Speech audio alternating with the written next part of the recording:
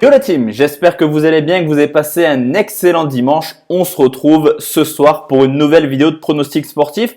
Il y a quand même des matchs assez intéressants demain. J'ai trouvé de mon côté un petit combiné coté à 2,09, une rencontre en France en Ligue 2, une rencontre également dans le championnat portugais. Juste avant de faire le bilan de ce qui s'est passé hier et de vous donner mon combiné pour demain, justement.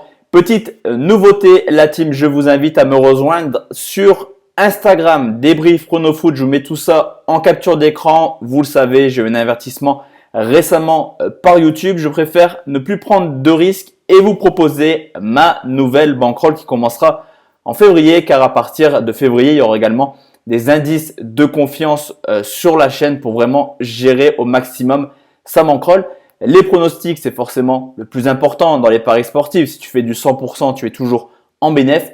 Mais la gestion de bankroll, pour moi, est aussi importante que les analyses. Bien gérer sa bankroll, c'est la réussite dans les paris sportifs. Je vous invite donc à me rejoindre sur Instagram. On va tout de suite faire le bilan de ce que je vous ai proposé hier. J'étais parti sur 4 pronostics simples. On va pas se mentir, c'est pas une journée extraordinaire. On fait seulement 2 sur 4. On commence avec le faux Francfort-Leipzig. Les deux équipes marquent.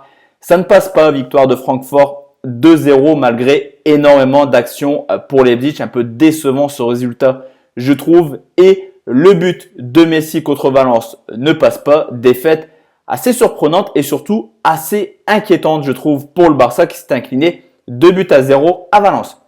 À côté de ça, on fait quand même passer 2 pronostics. Clermont ou nul à Lens, ça passe. Score final, 1 but partout. Et plus de 2,5 buts entre Monaco et Strasbourg. On a bien fait de sécuriser notre pronostic car sensation tout de même hier où Monaco s'est incliné 3 buts à 1 à domicile contre Strasbourg. Ni une ni deux la team, on part sur mon combiné de demain. On commence tout de suite avec la rencontre en Ligue 2 où le Havre reçoit 3-1 match de barragiste entre le 7e et le 4e. Une équipe du Havre qui, mine de rien, à domicile, n'est pas extraordinaire. Ça marque pas mal de buts. Déjà 14 buts marqués, cependant seulement 3 victoires, 5 nuls pour déjà une défaite à domicile. À côté de ça, ils reçoivent une équipe de 3 qui a la particularité d'être plus à l'aise à l'extérieur qu'à domicile. 6 victoires, 2 nuls pour seulement 2 défaites. Beau parcours pour 3 à l'extérieur. Et en plus de cela, c'est tout simplement la meilleure défense de Ligue 2 à l'extérieur avec seulement 6 buts encaissés. L'état de forme du Havre est plutôt pas mal début 2020. Certes, ils ont eu 2 mois très compliqués entre septembre et novembre. Cependant, en ce moment, clairement, il y a du mieux. 4 victoires, 1 nul pour seulement une défaite. Au contraire, des Troyens qui, pour leur seul match en 2020, s'est soldé par une défaite 3-2 à Clermont. Mais pour avoir regardé Lens-Clermont hier, perdre à Clermont 3-2, c'est pas non plus assez humiliant. Ce qui est assez intéressant dans ce match, c'est que forcément, vous le savez, Kadewere a été transféré à Lyon. Le Havre marque beaucoup, mais c'est surtout grâce à son attaquant, son ex-attaquant d'ailleurs, qui a inscrit 18 buts sur les 30 marqués par le Havre. Cette année, une équipe du Havre qui sera sans doute orphelin de son attaquant vedette. On rajoute à ça le fait que 3 reste sur 2 matchs sans défaite au Havre les 2 dernières saisons. Vous l'aurez compris, même si les bookmakers mettent le Havre favori, je vais partir sur une mini surprise et vous proposer 3 ou nul et c'est coté 1,56. Je combine cette rencontre avec un match au Portugal, comme je vous l'ai dit. C'est le Sporting qui reçoit Maritimo, le 4e qui reçoit le 11e pour le Sporting. C'est une saison assez compliquée, on va pas se mentir. À domicile, 4 victoires pour déjà 4 défaites. Une équipe du Sporting qui a pas mal de difficultés. Au contraire du Benfica et de Porto qui tournent à 90% de victoires, ce qui explique que le Sporting a tant de points de retard sur ses 2 concurrents directs pour le titre.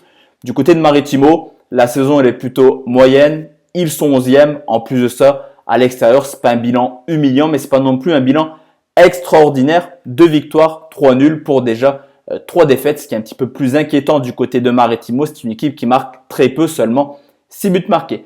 L'état de forme du Sporting sur le papier, il est très mauvais. C'est une réalité. 3 défaites sur les 4 matchs en 2020. Cependant, quand on regarde un petit peu dans le détail des rencontres, il y a quand même eu 2 matchs en championnat contre Porto et Benfica, un match en coupe contre Braga. Clairement, le Sporting a joué tous les gros début 2020 Et même si Maritimo est plutôt pas mal en 2020 avec 0 défaite, une victoire, 2 nuls, c'est toujours une équipe qui a beaucoup de difficultés à marquer, seulement 2 buts marqués, une difficulté qui se ressent dans le nombre de victoires, seulement 2 victoires sur les 10 derniers matchs de championnat. Ce qui est également assez intéressant sur ce pronostic, c'est que certes, le Sporting n'est pas la meilleure équipe du monde à domicile. Cependant, il reste sur 6 victoires de suite à domicile contre Maritimo en championnat. De plus, Maritimo contre les gros au Portugal a vraiment énormément de difficultés. 6 défaites de suite au Sporting, 10 défaites de suite en championnat, que ce soit à Benfica ou à Porto. Vous l'aurez compris, à l'extérieur, Maritimo n'est pas à l'aise. À l'extérieur, chez les gros, Maritimo perd quasiment tout le temps. Victoire du Sporting de Portugal, c'est coté à 1,34 et ça nous fait un très beau combiné à 2,09.